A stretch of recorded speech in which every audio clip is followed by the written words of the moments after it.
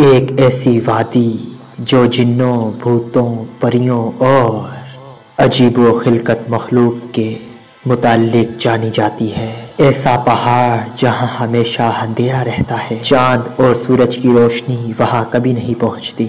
وہ وادی جہاں آج تک کوئی شخص نہیں پہنچ سکا۔ کیا یہ وادی جنوں کا دیش ہے یا پھر کسی اور دنیا میں جانے کا پل اسرار راستہ؟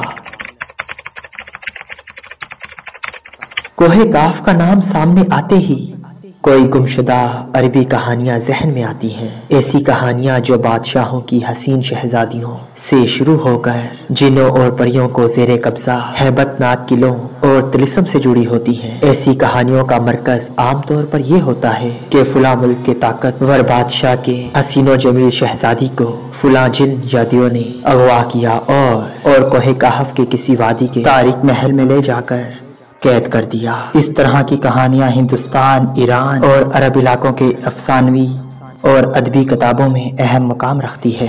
تحریری شکل میں موجود ہونے کے ساتھ ساتھ یہ داستانیں سینہ بسینہ روایتوں کی شکل میں بھی منتقل ہوئی ہیں۔ جبل کاف یا کوہ کاف مشرق وسطیٰ اور عربوں کے مشہور افسانوں میں ایک افسانوی پہاڑی سلسلے کا نام ہے۔ اسلامی روایتوں میں کوہ کاف کو جنوں کا وطن کہا جاتا ہے جسے خدا نے چمکتے زمرد سے بنایا ہے، جبکہ ایرانی روایتوں کے مطابق یہ علاقہ کوہ قفقاز کے علاقوں میں تھا، جس علاقے کو انسانوں کی کسی حکومت نے بھی قبضہ کرنے سے ناکام رہا کیونکہ قدیم علم نے اس بلند پہاڑی کو اسرار میں ڈھانپ رکھا تھا۔ کوہ کاف دراصل ایک طویل پہاڑی سلسلہ ہے۔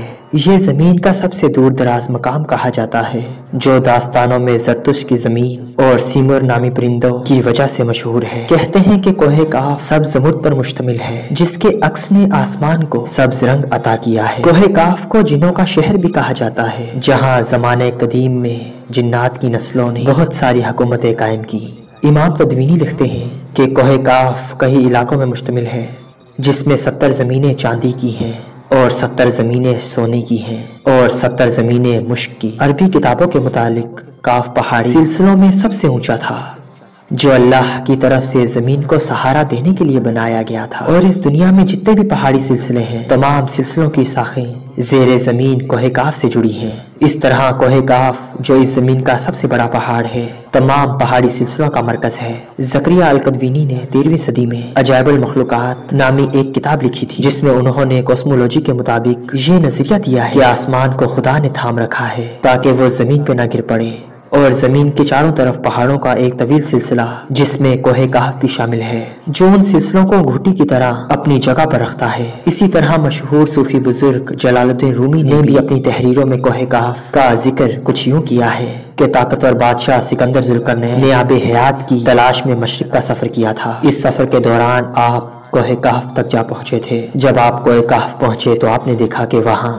فرشتہ اسرافیل قیامت کے دن سور پھونکنے کا انتظار کر رہے ہیں۔ کوہ کاف اور اس میں آباد مخلوقات کے متعلق ایک اور روایت بیان کی جاتی ہے کہ حضرت ابن عباس فرماتے ہیں کہ رسول خدا صلی اللہ علیہ وآلہ وسلم ہمارے پاس تشریف لائے جبکہ ہم مسجد نبوی میں حلقہ بنا کر بیٹھے ہوئے تھے۔ ہمیں پاک صلی اللہ علیہ وآلہ وسلم نے فرمایا کہ کیا کر رہے ہو؟ تو بس ہم کہنے لگے کہ یا رسول اللہ ہم سورج کے متعلق غور کر رہے ہیں کہ وہ کیسے طلوع ہوتا ہے اور کیسے غروب ہوتا ہے۔ فرمایا کہ تم نے اچھا کیا، اس میں تم مخلوق میں فکر کرو لیکن خالق میں فکر نہ کرنا، کیونکہ اللہ جس کے لیے جو چاہتا ہے پیدا کرتا ہے۔ تم اس سے تعجب کرو کہ کوہ کاف کے آگے 7 سمندر ہیں اور ہر سمندر 500 سال سفر کرنے کے بعد برابر طویل ہے، اور اس کے آگے 7 زمینیں بھی ہیں جن کا نور ان کے باسیوں کے لیے چمکتا ہے۔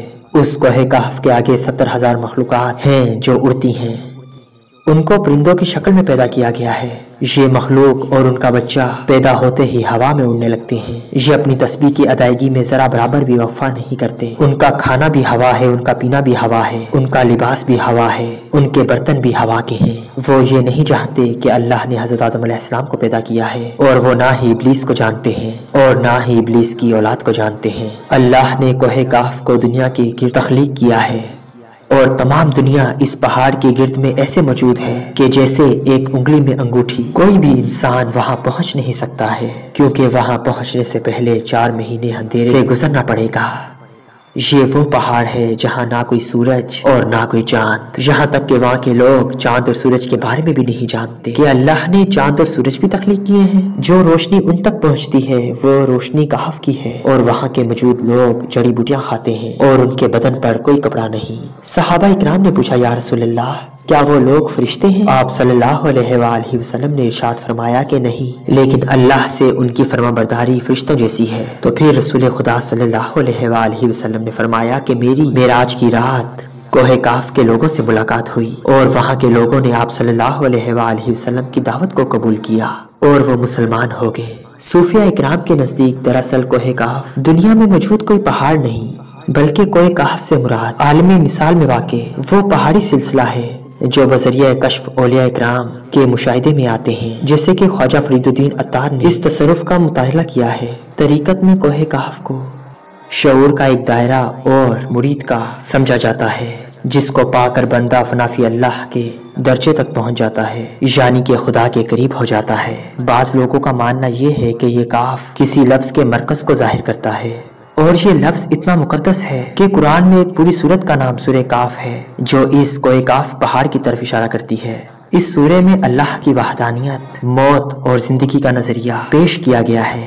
کوہ کاف جغرافیہ اعتبار سے بھی ہماری اس زمین میں کہاں موجود ہے، اس کے متعلق مختلف نظریات پائے جاتے ہیں۔ زیادہ تر مورخین کا اس بات پر اتفاق ہے کہ عربی داستانوں کی کوہ کاف دراصل موجودہ روس میں کفکاز یعنی ماؤنٹ کوککس نامی ایک پہاڑی سلسلہ ہے۔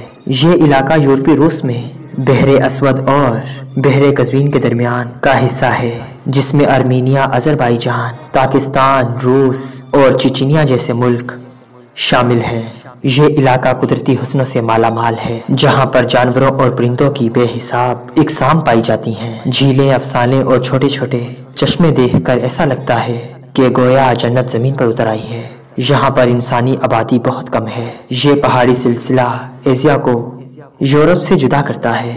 اگر کوہ کاف کو خلائی سیٹلائٹ سے دیکھا جائے تو یہ علاقہ سفید پٹی جیسا نظر آتا ہے، جبکہ بعض محققین کا خیال ہے کہ کوہ کاف انٹارکٹیکا کے ویران اور برفیلے علاقے میں موجود ہے، جو ہمیشہ بادلوں اور اندھیروں سے ڈھکا ہوتا ہے، جبکہ کچھ لوگ قدیم دور کے اٹلانٹس سٹی کو ہی کوہ کاف قرار دیتے ہیں، جو کسی بڑے عذاب کی وجہ سے تباہ ہو چکا ہے۔ جدید فزکس کی نئی دریافت یعنی ڈائمینشنز بھی کوہ کاف کو سمجھنے میں آسانی پیدا کر سکتی ہے۔